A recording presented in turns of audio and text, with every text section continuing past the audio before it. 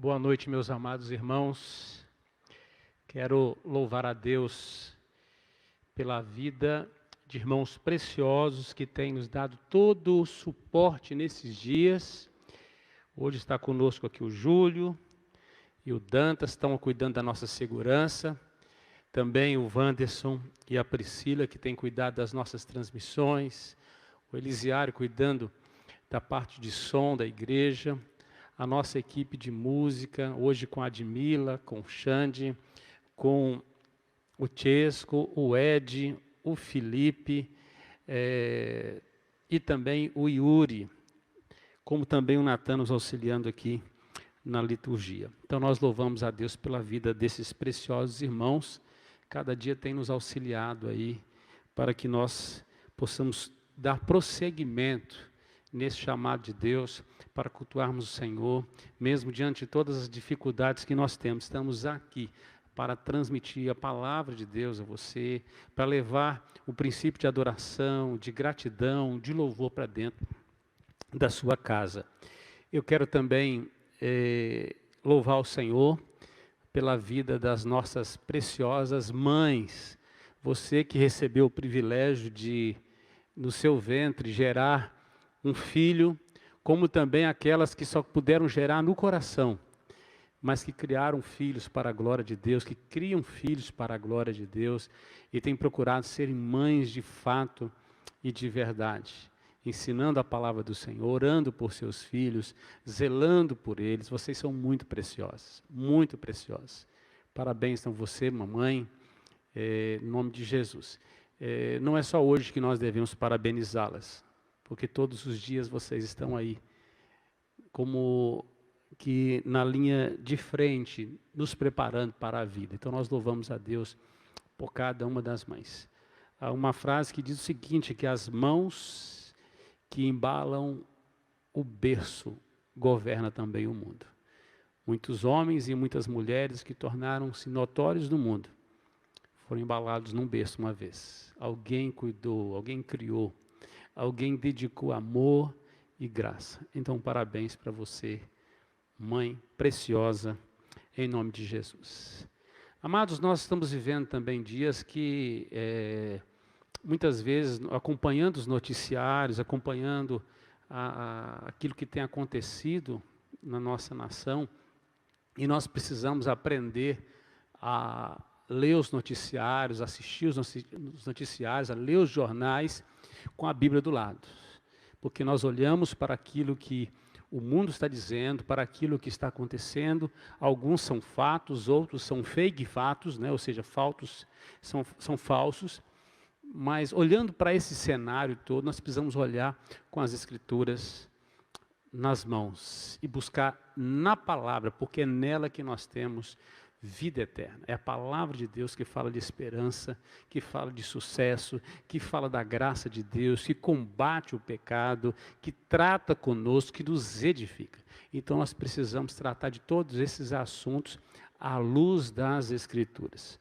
Eu quero desafiar você nessa semana a tirar a quarta-feira, pelo menos durante esse mês de maio, toda quarta-feira, eu estou convocando você para participar comigo num tempo de jejum e oração específico pela nossa nação. Há um senso de vaidade e uma briga ideológica imensa, política em nossa nação. Nós não queremos e nós rechaçamos todo espírito comunista na nossa nação, ok? E nós combatemos isso, porque todo comunismo, ele promove exatamente um espírito satânico na nação, de destruição, de dominação, de restrição às liberdades individuais e tudo mais. Nós precisamos combater isso. Precisamos também orar pela economia da nossa nação, porque estamos chegando a um período, muitos dias isolados, onde as frentes de trabalho estão reduzindo. Então precisamos orar por isso.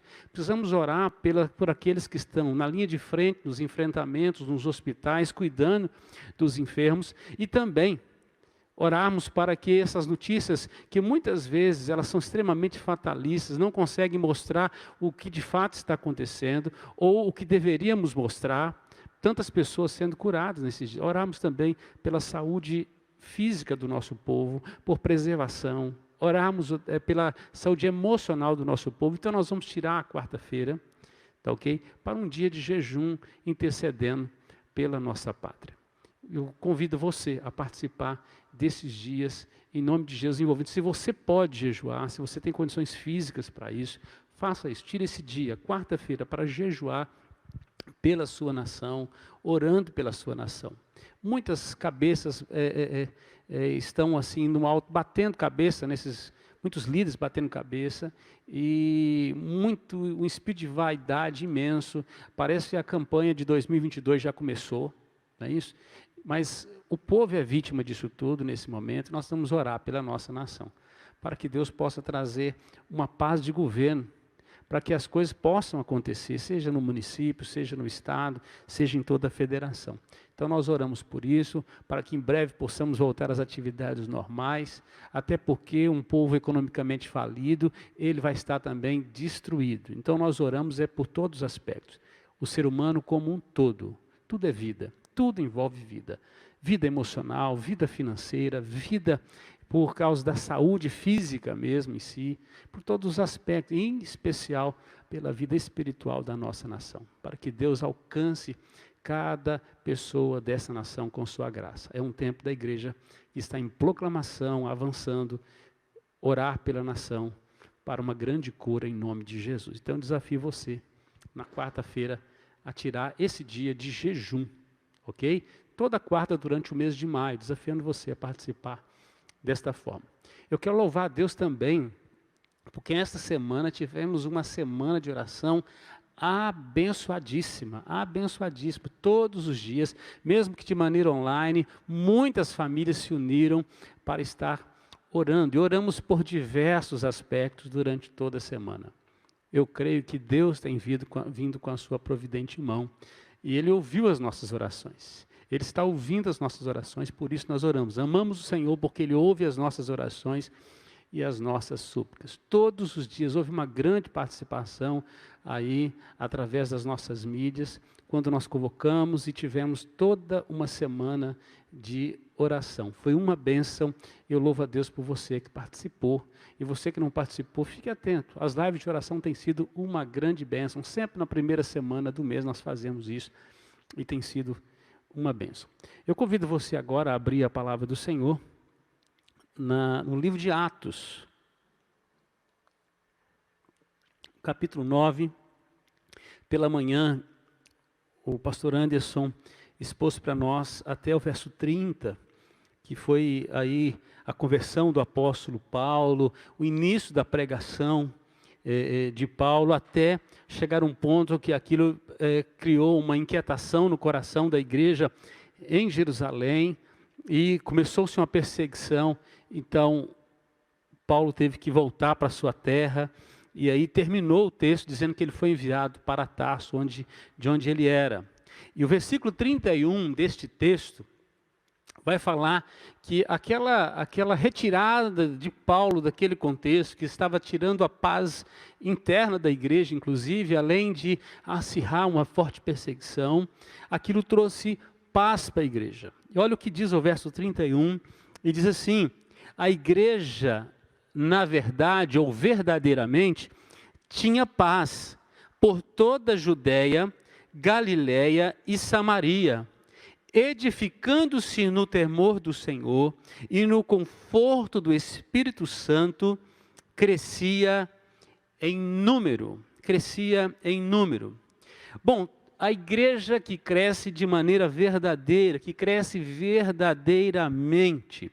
É interessante nós compararmos a igreja a obra as próprias plantas, né? Toda planta tem uma mesma vocação. A vocação das plantas é crescer, é produzir, mas nem todas as plantas elas vão crescer na mesma proporção. Então nós podemos ver que há várias plantas e há também várias formas de crescimento para cada espécie de plantas. Por exemplo, a primeira espécie são de plantas que crescem para os lados. Elas são rasteiras, o seu crescimento é horizontal, mas as suas raízes são rasas e ela tem uma duração muito pequena, como as gramíneas. A segunda espécie são de plantas que crescem para baixo. Eu estou comparando a igreja às plantas. São de plantas que crescem para baixo, geralmente pouco se vê acima do solo, as suas raízes são profundas e assim consegue retirar água e vitalidade. Consequentemente, elas são mais resistentes às tempestades e conseguem perpetuar a duração da sua existência. O terceiro tipo de planta, espécie de plantas, são aquelas que crescem para cima, mas não crescem para baixo. Crescem para cima, mas não crescem para baixo. Primeiro, aquelas que crescem para os lados. A segunda, que crescem para baixo. E a terceira, aquelas que crescem para cima, mas não crescem para baixo. Elas são extremamente verticais. Sua vocação é alcançar o céu. É fácil de serem notadas, mas são muito sujeitos às tempestades, aos ataques de vento, porque as suas raízes são rasas e elas possuem pequena duração. Vindo a tempestade, elas são lançadas ao solo.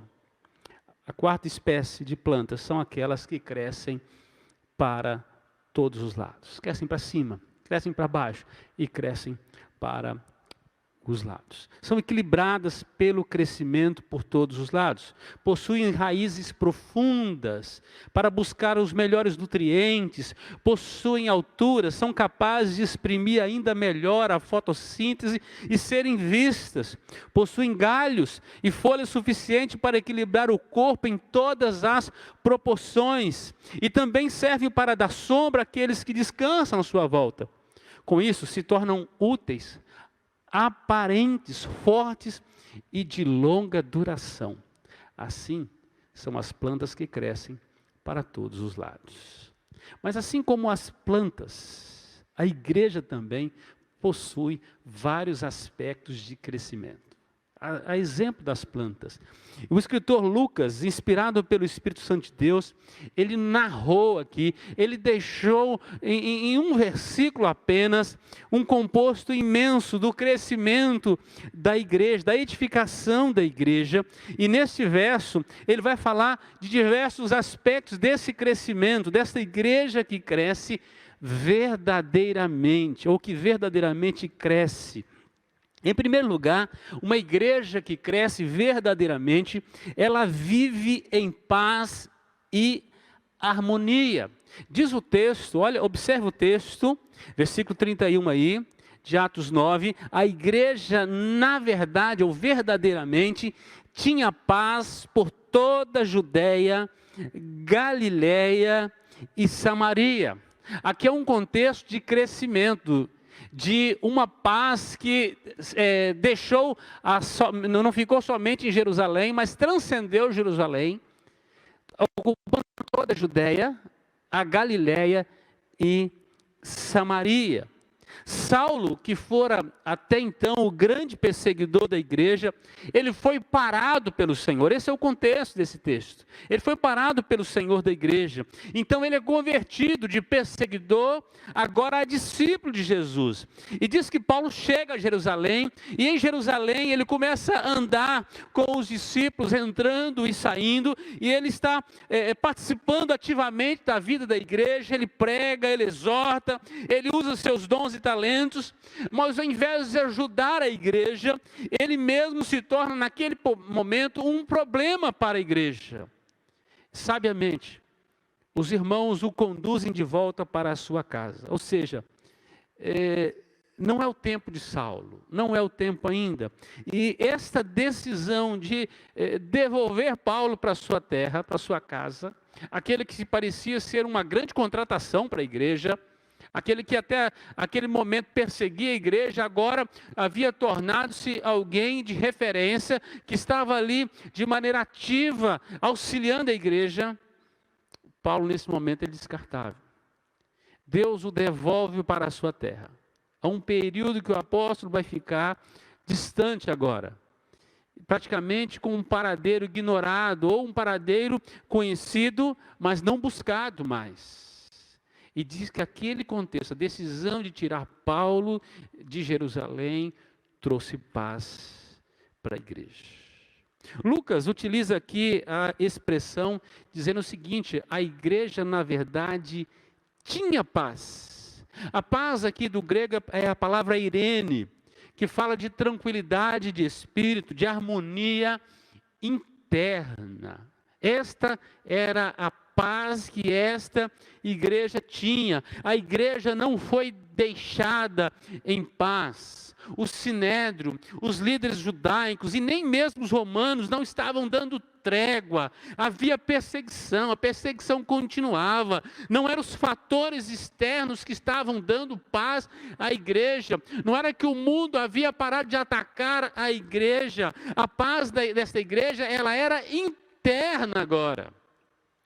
O que Paulo estava tirando naquele, ou Saulo estava tirando naquele contexto, era a paz interna da igreja. Havia um momento onde a harmonia estava se perdendo. Agora a paz da igreja volta, a paz era interna. Que paz é essa? Não havia tensão, não havia contenda, não havia partidos, não havia gente querendo aparecer, não havia disputa de lugar, de poder. A paz era real, não era apenas pelas circunstâncias, era uma paz promovida pelo próprio Espírito Santo de Deus na vida de cada crente e assim por toda a igreja. A paz de Deus que excede todo entendimento. Era uma paz em todos os lugares. A igreja não era baseada no lugar onde se reunia, não era porque Jerusalém não estava tendo perseguição. Não, a paz era no interior, e onde a igreja ia, havia paz. Onde os crentes estavam, não importava a cidade, não importava o povoado, a família da igreja, havia um relacionamento harmônico, que promovia a unidade do corpo. Judeia, Galileia e Samaria, onde a igreja estava, havia paz. É possível a igreja ser deixada em paz. É possível a igreja não estar sendo atacada fisicamente, ela não está sendo forçada, mas ela não ter paz no interior. Muitos crentes não estão em litígio com o Estado, não estão em litígio com ninguém, mas estão vivendo o tormento interno, aflição na alma. Nós vivemos um período onde a nossa nação, ela está praticamente dividida. Há aqueles que apoiam de maneira incondicional o nosso governante maior. Há outro grupo que perdeu a eleição, que se opõe de maneira ferrenha. E há aqueles que não estão nem lá nem cá. E se aproveitam da situação. A nação está assim. Muitas vezes esquecemos que, neste contexto, a igreja é atacada. Ela não está sendo atacada ainda fisicamente. Já há restrições. Mas ela está sendo atacada na sua fé, na sua moralidade, nos seus valores, na família. Há muito tempo, há praticamente 30 anos, a igreja é atacada, ela é assolada nos valores do reino de Deus, nos valores de família.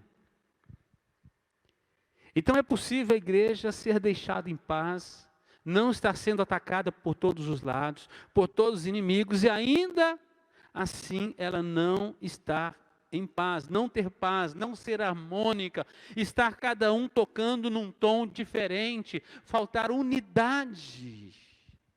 Então a oração de hoje é que o Senhor Jesus traga, no meio de toda a pressão do mundo, toda a opressão e ataque de Satanás, que Deus traga harmonia, unidade e paz na igreja. Paz, paz interior, paz interna, paz nos crentes, a despeito de tudo de ruim que está acontecendo lá fora. Em segundo lugar, uma igreja que cresce verdadeiramente, ela é edificada na palavra. Ela não apenas, ela possui essa paz, ela não apenas vive em paz e em harmonia, mas ela é edificada na palavra. Diz o texto, a igreja na verdade, ou verdadeiramente, tinha paz por toda a Judéia, Galileia e Samaria. Esse era o resultado. E diz o texto, edificando-se. A palavra aqui edificar é oikodomos, é construir uma casa, é levantar uma construção a partir de um alicerce, de uma base forte, de um fundamento. É a estrutura para se construir uma casa, oikodomos. Assim a igreja estava se edificando. Lucas está registrando que essa igreja estava fundamentada e se fundamentando na palavra. Essa era a base dessa igreja. Não era o que este ou aquele achava, era o que dizia as Escrituras. E é muito complicado uma sociedade, e muitas vezes isso não está apenas na sociedade, está nos crentes também. É quando eles começam a dizer assim, eu acho. É quando não há convicções. Quando os pregadores também começam a dizer, eu acho. Nós aprendemos que é assim diz o Senhor. Assim diz as Escrituras. Nós obedecemos a palavra de Deus. O nosso fundamento é a palavra de Deus. Observe comigo. Atos 2:42 diz que a igreja perseverava na doutrina dos apóstolos, ou seja, no ensino que os apóstolos traziam da palavra de Deus. Em Atos 4:31 diz que a igreja anunciava a palavra de Deus com ousadia, com coragem, com intrepidez. A palavra de Deus. Em Atos 5:42 diz que os apóstolos não cessavam, não paravam de ensinar e de pregar Jesus, o Cristo, seja no templo, seja de casa em casa. Em Atos 8:4 diz que a igreja ia por toda parte pregando a palavra de Deus. Esse era o fundamento anunciado. Em Atos 8:25 diz que testificavam e falavam da palavra do Senhor. Esse era o alicerce. E lá em Atos 19:20 diz que a palavra do Senhor crescia e prevalecia poderosamente. A palavra do Senhor crescia e prevalecia poderosamente. Então o que edificava a igreja era a palavra de Deus. Esse era o fundamento. Era assim que a igreja estava sendo construída, formada, estabelecida. É só você voltar um pouquinho, alguns séculos atrás, a reforma protestante do século XVI, ela foi uma reforma da palavra, foi um retorno à palavra, de volta à palavra, somente as escrituras sagradas. Quando aqueles homens começaram a ler a Bíblia, e ler o seu tempo, e aquilo que não estava em conformidade com as Escrituras foi desafiado a mudar. Este é o contexto de reforma. Assim fazemos também na nossa vida, nós balizamos a nossa vida pela palavra. A igreja se baliza pela palavra de Deus, ela precisa estar alinhada com a vontade de Deus, a vontade revelada, a vontade inspirada de Deus, que é a sua palavra. Então o cristão precisa assistir, ele precisa ler os noticiários, ele precisa ler os jornais, mas com a Bíblia aberta, observando segundo a palavra de Deus, comparando. Ele precisa das Escrituras para ele ler este mundo mau. Ele não pode ser influenciado por esse fatalismo do mundo. Ele precisa se basear no que ensina as Escrituras. E Paulo vai exortar o jovem pastor Timóteo quanto à utilidade das Escrituras na edificação pessoal. Quando em 2 Timóteo, no capítulo 3, verso 14 e 17, Paulo diz, tu porém, 2 Timóteo 3, 14 e 17, tu porém, permanece naquilo que aprendeste e de que foste inteirado, sabendo de quem o aprendeste e que desde a infância sabes as sagradas letras que podem tornar-te sábio para a salvação pela fé em Cristo Jesus. E aí Paulo vai fazer uma afirmação sobre as Escrituras. Ele diz assim, toda a Escritura, toda, não é uma parte, toda a Escritura é inspirada por Deus. Toda a Escritura é inspirada por Deus. Qual é a utilidade dela? E ele assim, e é útil para o ensino, para a repreensão, para a correção, para a educação na justiça, a fim de que o homem de Deus seja reto, seja perfeito, perfeitamente habilitado, preparado, aprovado para toda boa obra. Então uma igreja que cresce verdadeiramente, ela é edificada não no eu acho, não no relativismo da nossa geração, mas nas Escrituras Sagradas, na palavra de Deus. O que da palavra de Deus, Deus está falando para nós nesses dias? É nela que julgamos ter vida eterna. É ela que testifica a respeito do Senhor Jesus Cristo. Então nós precisamos ler o mundo através desta lente que é a palavra de Deus. E a palavra de Deus tem respostas para todas as inquietações do nosso coração. Para tudo. Essa semana nós estávamos compartilhando no culto doméstico, nós tratamos de vários temas a respeito de fé e esperança. E dentro desses temas que nós tratamos, um deles foi a ansiedade, as preocupações, de que nós não devemos andar ansiosos pela nossa vida, por esses dias difíceis. Não é um dia difícil que pode mudar nossa trajetória, nossa história, até porque o choro pode durar uma noite, mas a alegria vem pela manhã. Essa é a base da palavra do Senhor, que fala que nós semeamos com lágrimas, mas com júbilo nós vamos colher. Haverá um tempo de que a provação vai passar, que as aflições vão passar. É o momento em que nós estamos firmados no Senhor, nós não estamos firmados em circunstâncias. Não é alguém declarar que vão morrer 100 mil pessoas que vão morrer, porque é o Senhor que diz, a última palavra sempre é dele. Então nós descansamos na mão providente do Senhor, na mão providente do Senhor. Em terceiro lugar, uma igreja que cresce verdadeiramente, uma igreja que cresce de verdade, ela anda na presença de um Deus Santo. Ela anda na presença de um Deus Santo. O texto diz que a igreja tinha paz por toda a Judéia, Galiléia, Samaria, edificando-se, diz assim, caminhando no temor do Senhor. E caminhando no temor do Senhor. Esta igreja está convicta de que precisa viver em santidade, de que deve se purificar, que precisa deixar dia a dia o peso, os maus hábitos e todo o pecado que tenazmente assedia.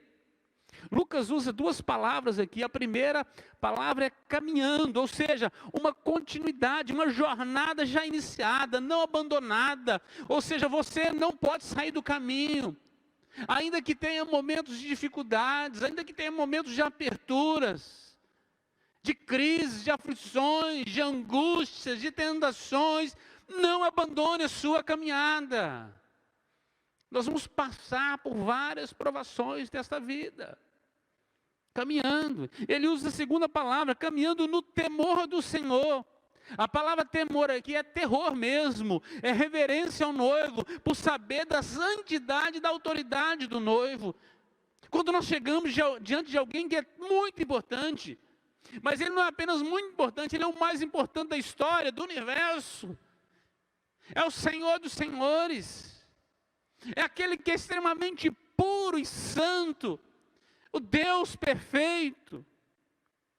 Então Lucas está trazendo aqui algo para trabalhar os valores em nossa vida, de uma vida santificada, de alguém que iniciou uma jornada com Deus e que precisa se aprofundar nesse relacionamento.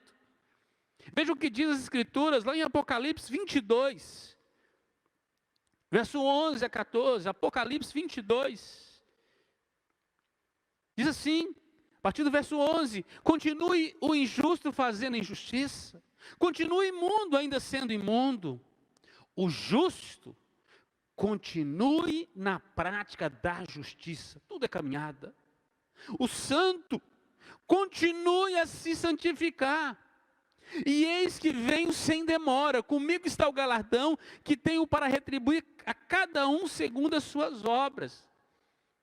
Haveremos de receber um preço lá na frente, um galardão. Ele diz, eu sou o alfa e o ômega, o primeiro e o último, o princípio e o fim. Ou seja, nada de um início de jornada e final de jornada foge ao controle daquele que é o início e o fim, daquele que transforma ômegas em alfas. Aquele que quando a história parece ser má, Ele vira a página e ele continua governando. Ele que está no controle de todas as coisas. O Deus providente. Bem-aventurados aqueles que lavam as suas vestiduras no sangue do Cordeiro, para que lhes assista o direito à árvore da vida e entrem na cidade pelas portas. Continue andando na presença do Deus Santo. Pedro, o apóstolo Pedro escrevendo a igreja perseguida, a igreja da diáspora, o povo que estava espalhado por diversos lugares por causa da grande perseguição. Em 1 Pedro, capítulo 1, versículo 15 em diante, ele diz assim: pelo contrário, segundo é santo aquele que vos chamou, tornai-vos santo também vós em todo o vosso procedimento, porque está escrito: sede santos, porque eu sou santo. Ora, se invocais como Pai, aquele que sem acepção de pessoas, julga segundo as obras de cada um, portai-vos com temor durante o tempo da vossa peregrinação. Portai-vos com temor durante o tempo da vossa peregrinação. Estamos numa jornada. Uma igreja que cresce verdadeiramente, ela anda na presença de um Deus santo. Por isso ela se santifica. Ela anda na presença do Senhor. É a ordem que Deus deu para Abraão: anda na minha presença e ser perfeito. E se limpe, e se purifique, ajuste a sua caminhada. Então esta igreja, ela tinha paz, ela tinha harmonia. Esta igreja, ela anda na presença do Senhor, ela se edifica na palavra. E em quarto lugar, uma igreja que cresce verdadeiramente, ela vive encorajada pelo Espírito Santo de Deus. Vive encorajada pelo Espírito Santo de Deus. Diz o texto, a igreja na verdade tinha paz por toda a Judéia, Galiléia e Samaria, edificando-se, caminhando no temor do Senhor, e diz o texto, e no conforto do Espírito Santo, e no conforto do Espírito Santo. Lucas utiliza aqui mais uma palavra interessante, a palavra é paráclise, que significa encorajamento, estímulo para a perseverança na caminhada. Nós não abandonamos a caminhada porque nós temos alguém que nos encoraja nela. Não caminhamos sozinhos. Ele está ao nosso lado, Ele se coloca do nosso lado para dizer: não pare, não fuja, não desista, não desanime, pega na minha mão, vamos continuar, ainda não chegamos, aleluia. O Paráclitos, o nosso advogado, ele se coloca do lado, para nos encorajar. Você não está sozinho na sua jornada, continue olhando para o autor e consumador da fé. O Espírito de Deus te encoraja hoje, a você continuar a sua caminhada. Uma igreja que cresce verdadeiramente, ela é encorajada pelo Espírito Santo de Deus, que encoraja onde, come, quando quer, que encoraja no meio desse caos, dessa pressão toda. A igreja permanece firme. Em diversos países do mundo, onde a igreja não pode se reunir publicamente. Hoje nós estamos sentindo na pele o que é não poder reunir publicamente, como desejamos abraçar e estar juntos. Mas em muitos lugares os irmãos não podem de fato, como na Coreia do Norte e em outros países também. Mas a igreja é encorajada, ela cresce, ela caminha, ela se edifica no temor do Senhor. E a palavra de Deus é a baliza dela. Jesus também nos deixa a promessa de que não estaríamos órfãos, mas que nos daria do seu Espírito, lá em João 14, 26, mas o Consolador, o Encorajador, o Espírito Santo, a quem o Pai enviará em meu nome, esse vos ensinará todas as coisas e vos fará lembrar de tudo que vos tenho dito. Então a igreja não está órfã, não está sozinha, no meio do calor da batalha, ela é ajudada, é fortalecida, ela é encorajada a ser vitoriosa pela presença doce do Espírito Santo, da promessa que habita em nós. Amados, nós não paramos nesses dias. Apesar de tudo, nós caminhamos porque nós somos encorajados pelo Espírito Santo de Deus. Ele que nos faz lembrar da palavra, das promessas de Deus. É o Espírito Santo que nos confronta quando nós erramos, para que nós possamos voltar para a caminhada, para que nós possamos continuar olhando para Jesus, para o autor e consumador da fé. Se olharmos para as tempestades, para as ondas, para o Covid, nós vamos parar. Mas nós não vamos ficar nessas circunstâncias, nós vamos olhar para o autor da fé. Jesus Cristo, o Espírito Santo nos auxilia, Ele é o encorajador. Em quinto lugar, uma igreja que cresce verdadeiramente, ela se multiplica pela evangelização dos perdidos. Essa igreja que é edificada, ela se multiplica, pensa aí, multiplica. É só você lembrar que era um grupinho de nada. Tudo começou com 12. Lembra? 120, 3.000, 5.000. Parou-se de contar. Hoje nós somos mais de 2 bilhões de cristãos nesse mundo. Louvado seja Deus. Aí você vai dizer, pastor, não seja pessimista, meu irmão, pelo amor de Deus. Mas os crentes verdadeiros devem ser poucos. Não somos nós que vamos saber quem é joio e quem é trigo. Nós vamos celebrar que a igreja avança e ela cresce, e ela se multiplica, e ela floresce, e ela está viva. Aleluia. E diz o texto, a igreja na verdade tinha paz por toda a Judéia, Galiléia, Samaria, edificando-se e caminhando no temor do Senhor e no conforto do Espírito Santo. Crescia em número.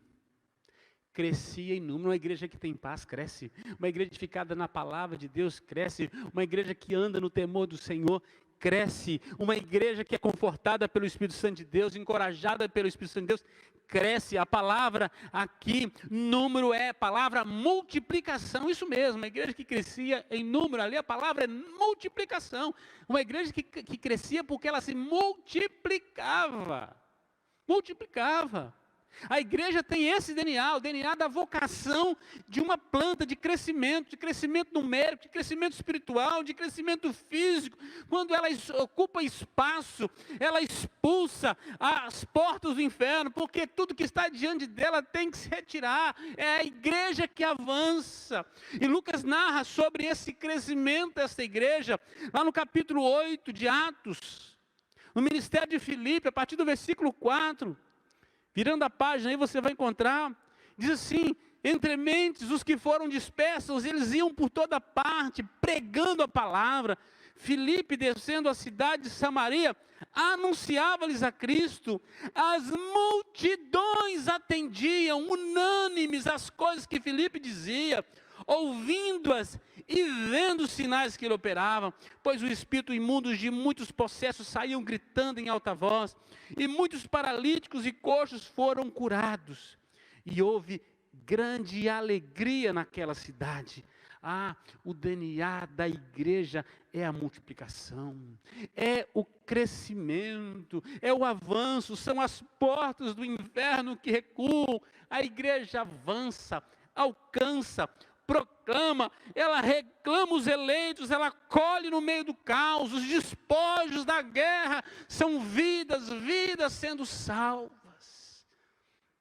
Amados, nesses dias, quando nós estamos aí vivendo esta grande enfermidade de saúde pública mundial, essa crise de saúde pública mundial, é um tempo de uma grande colheita, de multiplicação da igreja. A igreja está sendo perseguida, está sendo atacada, ela cresce. A igreja é como pão com fermento, quanto mais bate, mais cresce, quanto mais perseguida, mais ela cresce, mais ela se purifica, mais ela se fortalece. Assim somos nós, o povo de Deus, A igreja se fortalece, cresce, avança, alcança. A igreja saqueia o inferno. O mundo está em crise, mas a paz na igreja e o reino é do Senhor. Aleluia! O reino é do Senhor. A paz na igreja. O texto texto diz que com a saída de Paulo ou de Saulo de Jerusalém, houve paz na igreja. Mas as perseguições continuaram, meus irmãos. Os crentes estavam sendo presos, mortos, acusados. Continuavam surgindo cartas das sinagogas, das autoridades, dos sacerdotes, os sumos sacerdotes, para perseguir e prender os crentes. Inclusive Roma perseguia os crentes. Essa perseguição foi aumentando. Até o ano 64, Nero perseguiu milhares de crentes, foram mortos naquele tempo, mas a igreja crescia, porque ela tinha paz. Não a paz que o mundo dá, não a paz que é capaz de comprar com dinheiro, não a paz porque não há tempestades lá fora, a paz interior, a paz que guarda o coração e a mente em Cristo Jesus. Nós precisamos orar.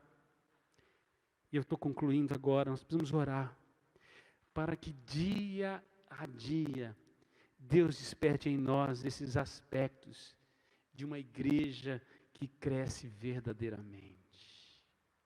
Amados, sabemos que os primeiros cultos neste templo, no retorno, muitos irmãos estarão temerosos, estarão ainda debaixo do medo, o medo de se contaminar, o medo de alguém ainda estar com o vírus e transmitir.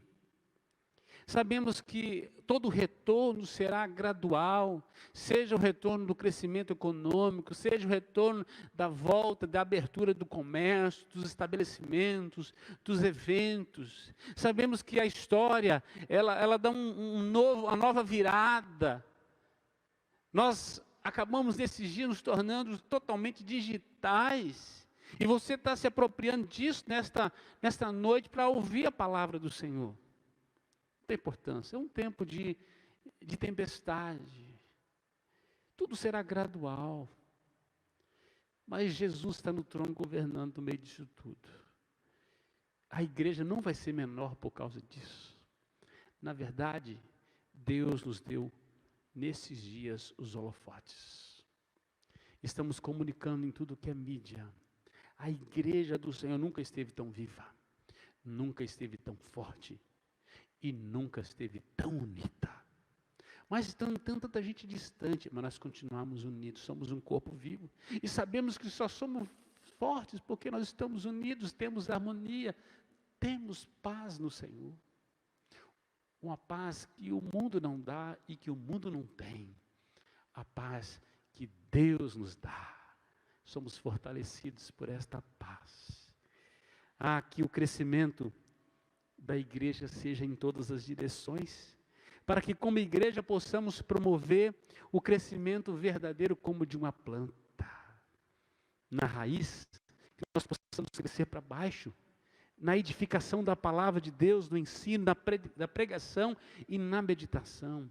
Não temos medido esforço, meus irmãos, para que vocês possam participar dessa edificação como igreja. A palavra de Deus tem sido semeada.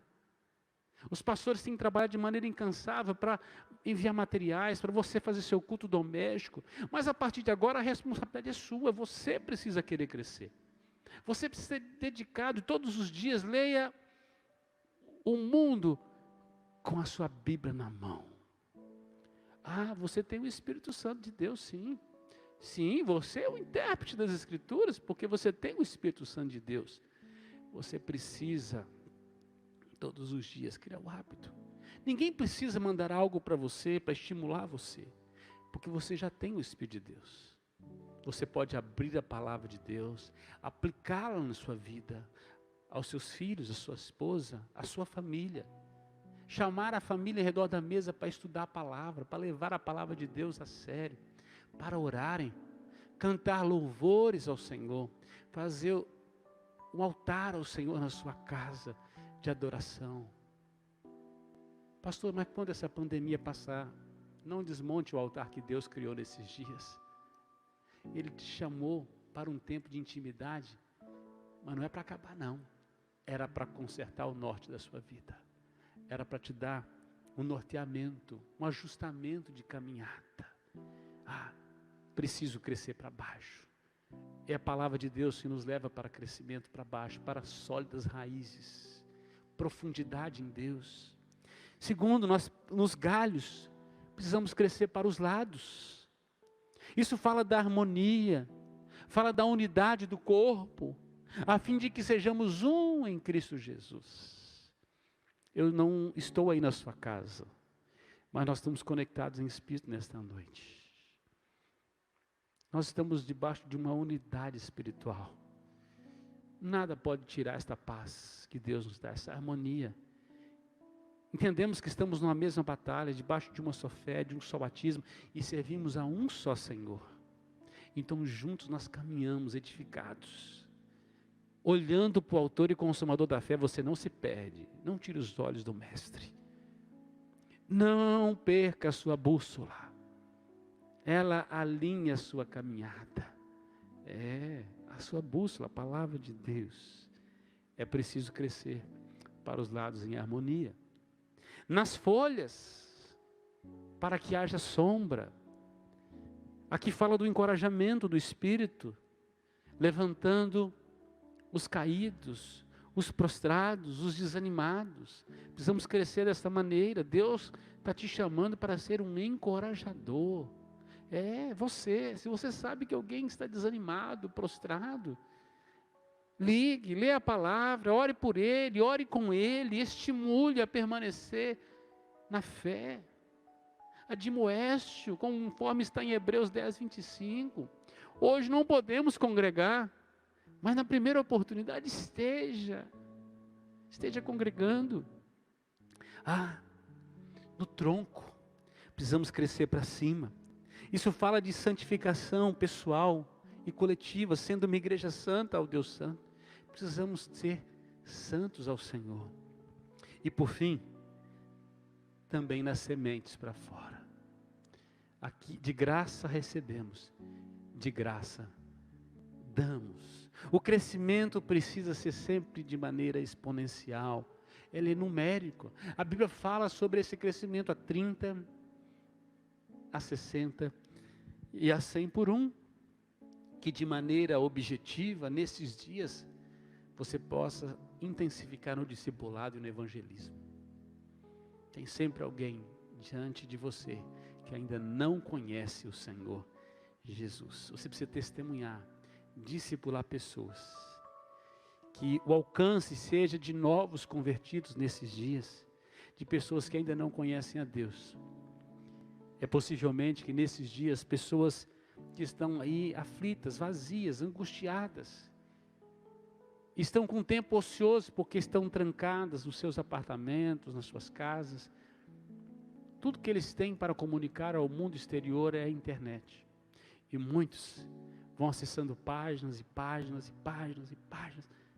Mas por uma obra milagrosa, o Espírito Santo de Deus, ele caiu hoje aqui, nesta página, nesse time, nesse tempo, para ouvir a palavra de Deus.